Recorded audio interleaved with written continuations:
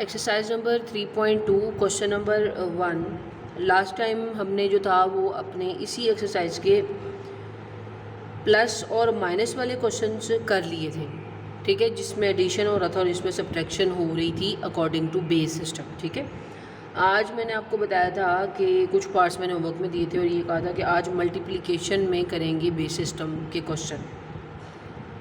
तो सबसे पहला जो मल्टीप्लाई वाला इसी पेज पे क्वेश्चन है, पेज नंबर 51 पे अगर आप एक्सरसाइज 3.2 देखें तो वो पार्ट नंबर 5 है। जस्ट उसमें क्या है, जहाँ पहले प्लस होता था, जहाँ पहले माइनस होता था, वहाँ मल्टीप्लाई आ गए। तो जैसे हम प्लस और माइनस करते थे बेस के अकॉर्डिंग, उस तरह हम मल्टीप्लाई भी करेंगे। 4 5 6 7 विद बेस 2 मल्टीप्लाई लिखा, दूसरी वैल्यू लिखी बाद में, और ये मल्टीप्लाई किया। इसको कैसे करना है, 1 1 ज़ार 1 1 1 ज़ार 1। जब तक मल्टीप्लाई करने से बेस से छोटी वैल्यू आती रहेगी, बेस या बेस से छोटी, तब तक तो वही आंसर लिखेंगे। जैसे ही बेस वाली वैल्यू या इससे बड़ी आ जाएगी तो वो फिर डिवाइड वाला काम करेंगे जो हमने लास्ट टाइम किया था। अभी तक तो छोटी आ रही है, देखें 1 को जब इन सबसे मल्टीप्लाई करेंगे तो 1 ही आएगा। ये 7 टाइम 1, ठीक है, यानी हमने इसको मल्टीप्लाई किया और हर के साथ, हर लाइन में साथ ये लिखे जाना है बेस 2, क्योंकि बेस 2 के साथ मल्टीप्लाई हो रहा है। नेक्स्ट लाइन में आपको पता है हम डालते होते हैं मल्टीप्लाई। जब हम सिंपल मल्टीप्लाई करते हैं सपोज किसी वैल्यू को, तो हम कहते होते हैं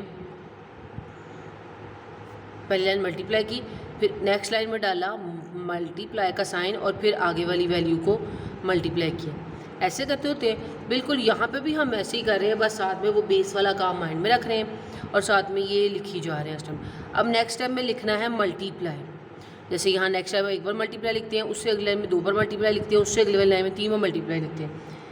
इसमें हमने क्या किया करना है, इसमें मल्टीप्लाई नहीं लिखना, इसमें हमने लिखा करना है 0। समझे, ये मल्टीप्लाई डाला है, जहाँ मल्टीप्लाई डालते हैं वहाँ आपने डाला करना है 0। 0 डाल दिया मल्टीप्लाई की जगह। अब दोबारा 1 से सबको मल्टीप्लाई कर लिया, अब 0 से सबको मल्टीप्लाई करेंगे। जब 0 से सबको मल्टीप्लाई करेंगे तो आपको पता है 0 ही आएगा। देखिए सबके नीचे नीचे वैल्यूज लिखी हैं। एक वैल्यू जो है वो क्योंकि ज़्यादा है तो वो बाहर आ गई विद बेस 2। एक बार मल्टीप्लाई डालना था, अब 2 बार मल्टीप्लाई डालना है, मतलब 2 बार 0 आ जाने। अब 1 से दोबारा सबको करेंगे। देखे ना वो 1 1 ज़ार 1 1 ज़ार 1 1 1 ज़ार, वो मैं इसलिए 1 1 लिख रही हूँ। अब अगले स्टेप में फिर 1 से करेंगे। अब कितने मल्टीप्लाई, 3 मल्टीप्लाई, यानी 3 0। और ये थोड़ी खुली वैल्यूज लिखें ताकि आपको पता चले कि सेम के एक एक के नीचे एक एक ऐसे स्टेप बाय स्टेप आ रही है, क्योंकि आगे पीछे होगी वहीं गलत हो जाएगा आपका क्वेश्चन। फिर 1 से करेंगे तो 1 1 3 4 5 6 7, फिर बेस के साथ 2। अब ये कर दिया हमने तीनों को मल्टीप्लाई, ठीक है। तो हम मल्टीप्लाई कर लेते होते हैं, जैसे ये मैंने यहाँ लिखा है, तो लास्ट पे क्या करते होते हैं, आप इनके आंसर्स को यहाँ ऐड करके नीचे लिखते होते हैं, ठीक है, प्लस करके। यही काम अब इसमें हम करने लगे, प्लस करके यहाँ नीचे लिखते जाएंगे। 1 में 0 0 0 डाले 1, 1 में 0 डाले 1, 1 और 1, ये देखिए ये लाइन में क्या है, 1 और 1 2, 2 आ गया। 2 अब क्या है, बेस के बराबर या बेस से बड़ा हमने कहा, तो 2 का मतलब है 2 को अंदर रखना है, बाहर वाली बेस पे डिवाइड करना है। 2 1 ज़ार 2, नीचे बच गया 0, यानी इसके नीचे लगेगा 0 और आगे वाला यानी इस पे जाएगा कैरी। बस ये स्टेप है इसमें। 1 2 3 4, 4 आ गया, बड़ा है 2 से, फिर 2 पे डिवाइड किया, 2 2 ज़ार 4, 0 बचा, यानी यहाँ लगेगा 0, ये इसके नीचे आना है यहाँ पर, ठीक है। और आगे जाएगा 2 कैरी, 2 3 4 5, 5 आ गया, इसलिए क्या थोड़ा खुला लिखे ताकि आपको बाद में डाउट ना रहे। 1 बचा, 1 नीचे बचा, ये इसके नीचे आना था, और 2 आगे वाले पे कैरी चला गया, ठीक है, ये इसके नीचे। अब ये वाली लाइन जो है वो ऐसे है, ये आई थिंक ऐसे, ये ऐसे थी, ये थी, ये थी, और ये थी, ये थी, ये थी, बिल्कुल ठीक है।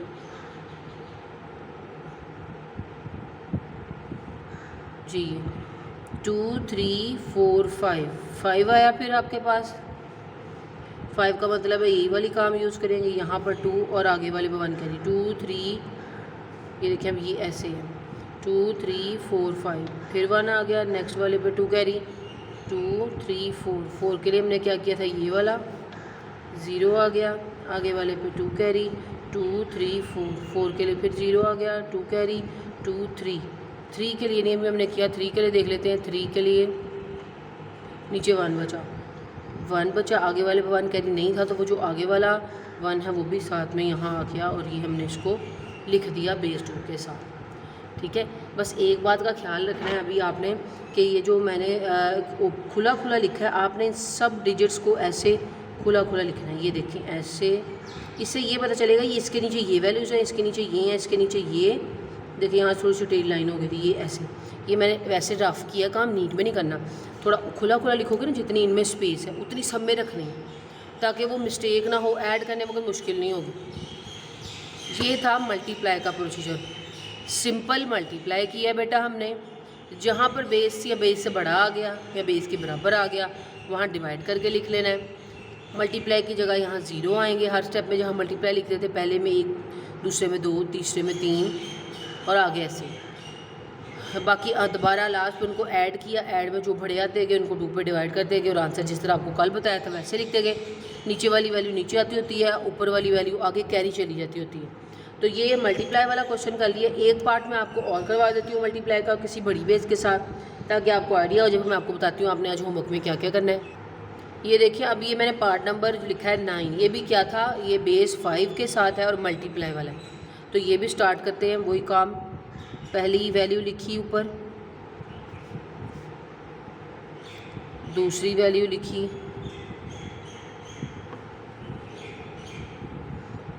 और इसको मल्टीप्लाई शुरू कर दिया करना। देखिए वही वाला मल्टीप्लाई वाला काम कैसे, 3 3 9, 9 क्या 5 से बड़ा, तो फिर हमें डिवाइड करना पड़ेगा। 4 यहाँ बचे, 1 आगे चला गया, फिर 3 4 12 और 1 13, फिर इससे बड़ा। अब इसमें सब बड़े हैं क्योंकि वैल्यू बड़ी है। 5 2 10, 2 बचा, 2 यहाँ कैरी, 2 आगे चला गया, 2 3 6 और 2 3 1 3, 4 5, 5 आ गया, 5 1 5, 0 बचा, आगे वाले पे 1 कैरी, 3 4 12 और 13, 13 के लिए ये हमने अभी किया हुआ है, 2 बचा, 2 आगे कैरी, 3 4 8, 3 4 12, 14 आ गया,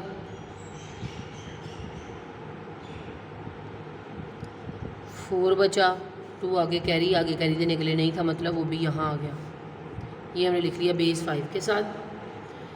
आगे डालना मल्टीप्लाई का साइन मतलब 0 का साइन।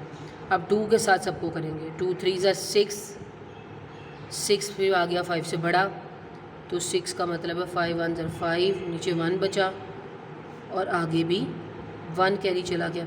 इसके लिए ज़रा नीचे शुरू करना चाहिए था क्योंकि कैरी ज़्यादा आने हैं ऊपर। ठीक है चले मैं यहाँ लिख रही हूँ, आप ज़रा स्पेस ऊपर से छोड़िएगा। 2 4 8 और एक 9, 9 बचा यानी 4 और 1 यहाँ कैरी, 2 1 2 और 3 ये छोटा है, 2 4 8, 8 बचा,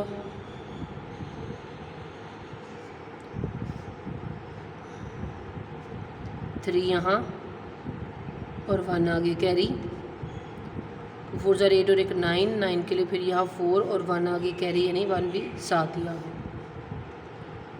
अब फिर 2 मल्टीप्लाई मतलब 2 0, ये देखें ये 1 0, ये मैं रेड से डाल देती हूँ ताकि आपको याद रहे। ठीक है ये मल्टीप्लाई वाले 0 है। अब सबको करना है 0 से, 0 से करेंगे तो 0 0 आएगा, 1 2 3 4 5, नहीं 5 0 डाल दूँ, 1 2 3 4 5, क्योंकि 0 से तो यही करना था। अब आगे कितने 0 आने हैं, पहले 1 आया फिर 2 आए, अब 3 आएंगे। 3 से फिर वही करेंगे, जब 3 से करेंगे तो जो हमने ये वाला 3 वाला किया था वही 3 वाला इससे होगा, यानी 3 वाले आंसर थे ये। इसका मतलब इस 3 के आंसर भी होंगे आपके पास क्या, यही वाले। तो मैं इसी को तरतीब से लिख लेती हूँ, 4 0 2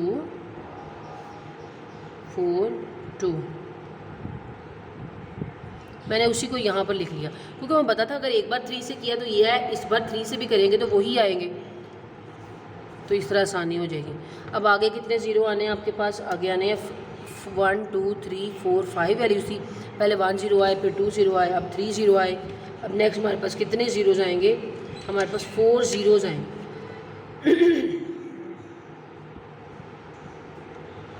अब सबको 2 से करेंगे। आपको पता है इस 2 से किया था तो क्या आया था? ये वाली लाइन, क्योंकि ये तो मल्टीप्लाई वाला था, यानी ये लाइन आई थी, फिर ये लिख देते हैं। आपको नहीं आता इस तरह, अब दोबारा से 2 से कर लें, ठीक है, क्योंकि आपके पास स्पेस ज़्यादा होगी। पूरी नोटबुक के एक पेज पे करें ताकि इजीली हो। समझे, मैं वो ही कर रही हूँ और मैं लिख रही हूँ उसका आंसर। इस तरह ये आपका टाइम बचेगा अगर किसी को डायरेक्ट आ गया इस तरह करना। ये हमने सबसे मल्टीप्लाई कर लिया। अब जब मल्टीप्लाई कर लिया बेटा, अब हमने करना है इनको ऐड। मैंने आपको कहा था देखें ऐसे ऐसे लिखें ताकि आपको देखिए सामने नज़र आ रही सबकी लाइन कि कौन सा किस में, कौन सी लाइन किस में ऐड हो रही है। ये आ गया 4 ही, क्योंकि छोटी है 5 से इसलिए इसको ऐसे लिख दी। 2 और 1 3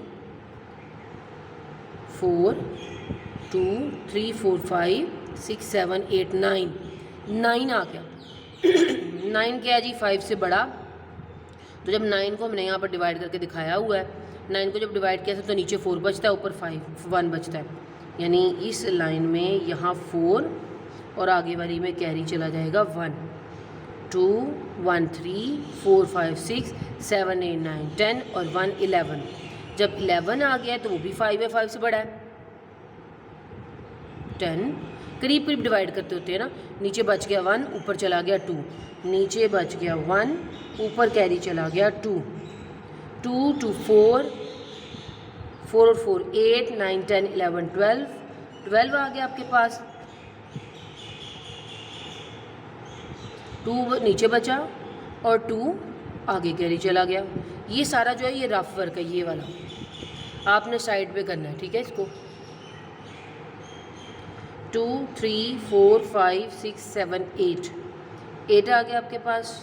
8 को हमने ये देखें किया हुआ था इधर ऑलरेडी, 3 नीचे और 1 ऊपर, तो 8 की, यानी जो पहले हमने किया हुआ है 8 को डिवाइड करके देखा है, तो इसका मतलब इस बार भी जब डिवाइड करेंगे तो वही आएगा, तो आप फिर वहीं से यूज़ कर सकते हैं।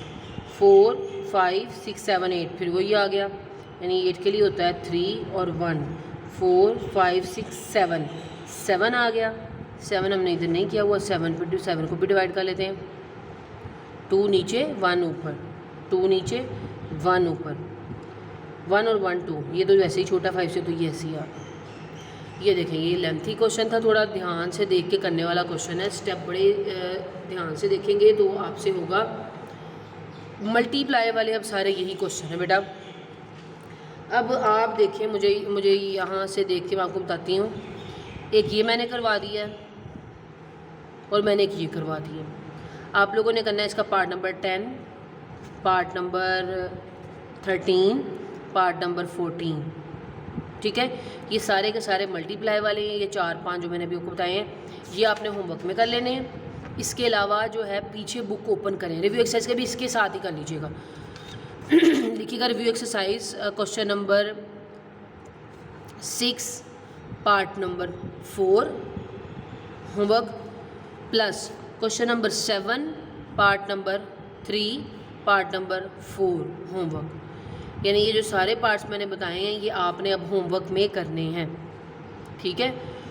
तो ये मल्टीप्लाई वाला काम हो गया आज के लिए। फिर सिर्फ मल्टीप्लाई करते हैं क्योंकि न्यू कॉन्सेप्ट है, थोड़ा आप के लिए भी इजी रहेगा। ऐसे मैं रोज़ एक एक स्टेप करवा रही हूँ क्योंकि ये डिफरेंट एक्सरसाइज है थोड़ी, ठीक है, आपके लिए। अब ये बात ध्यान में रखनी है कि कल हमने ख़त्म कर लेनी है अपनी एक्सरसाइज भी और चैप्टर भी। कल मैं आपको ज़रा ज़्यादा काम भी दूँगी क्योंकि अब मेन काम सब सीख लिया है। अब हमारे पास रह गए ये लेंथी क्वेश्चन जो लॉन्ग क्वेश्चन में आते होते हैं, ठीक है। ये वाला पार्ट रह गया।